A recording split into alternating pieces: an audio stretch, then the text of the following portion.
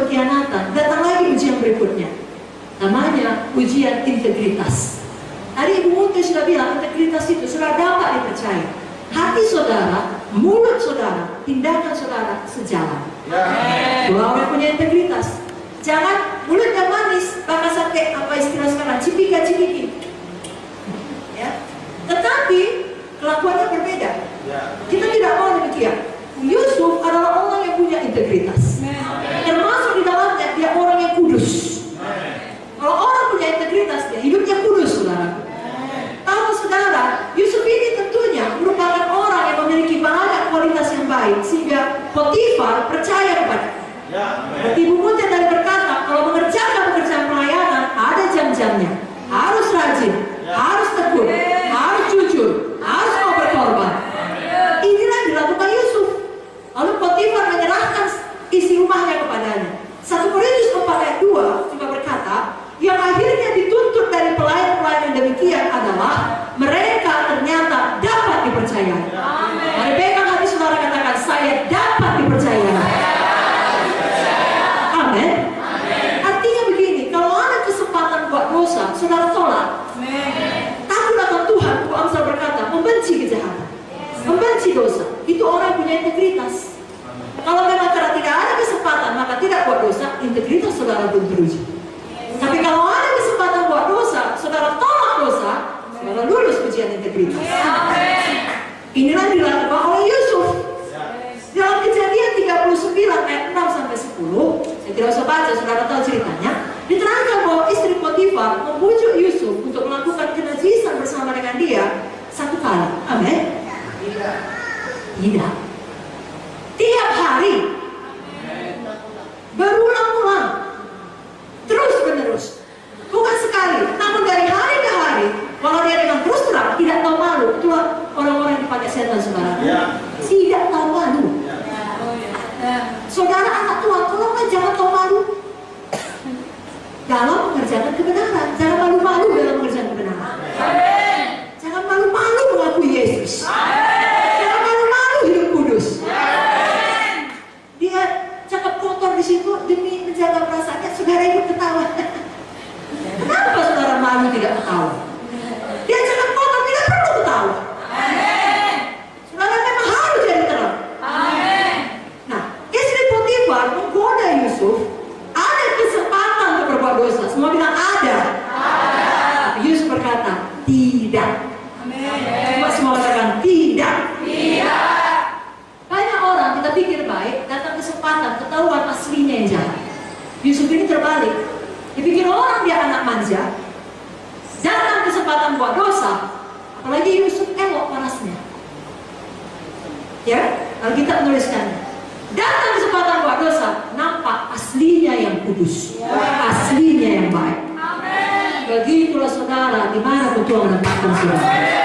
Universitas saudara, tempat pekerjaan saudara, tengah-tengah famili saudara. Ada godaan, nampak asli saudara yang kudus. Yusuf bisa punya banyak alasan. Tuhan, istri Potifar adalah bosku, aku harus mematuhinya. Kalau tidak nyawaku terancam. Tuhan, bukankah kau yang memberi akal? Akalku berkata demikian, Tuhan. Tuhan, mengertilah kelemahan manusia, aku pun manusia. Potifar itu bukan jelek, sangat cantik Tuhan. Tidak mungkin aku menolaknya. Yusuf berkata, Tuhan, aku terpaksa. Hatiku tak mau, tapi terpaksa karena aku budaknya. Dan sebaliknya, sudah mulai sesat dia. Tuhan, kesempatan emas ini datang daripadamu. Karena tidak mungkin bosku, istri bosku sendiri, wanita sehebat dia, tarik kepada aku seorang budak. Ini betul-betul adalah pimpinan Tuhan. Banyak alasan bisa dibuat Yusuf, tapi Yusuf berkata tidak. Saudara pun bisanya buat alasan. Saya terpaksa, sekali ini saja. Semua orang juga nyontek, semua orang juga curang, semua orang juga korupsi, semua orang juga bohong, semua orang juga najis, semua orang juga pasang 3, pasang 2, banyak pacarnya, dan segala macam. Saudara bisa buat alasan, tapi standar firman Tuhan tidak berubah, saudaraku. Kekudusan tetap kekudusan. Pilihlah firman Tuhan. Pilihlah menang atas ujian integritas. Walau mungkin setelah itu sama seperti Yusuf, di mata seluruh dunia dia bersalah. Seluruh dunia percaya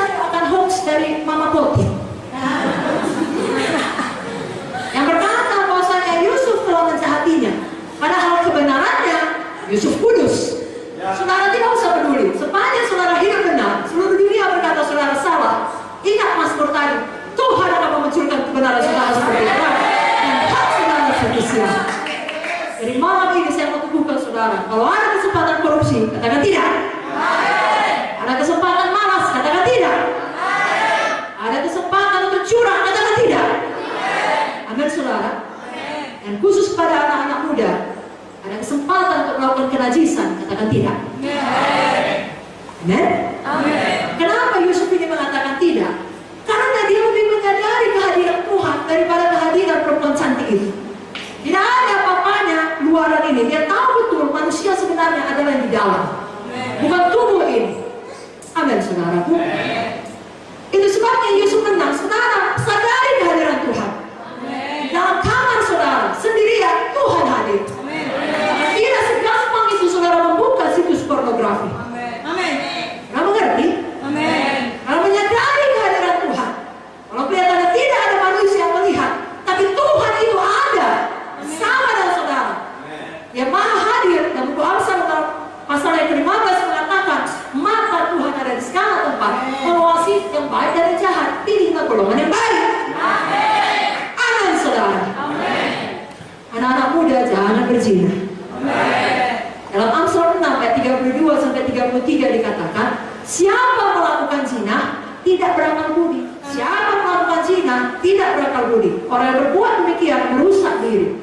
Nah, ayat 33 ini, tadi itu ditabur, apakah tuayannya, sisa dan cemooh diperolehnya, malunya tidak terhapuskan. Sekali lagi dengan kasih pada pemuda-pemudi, jangan inginkan sesuatu belum saatnya. Di dalam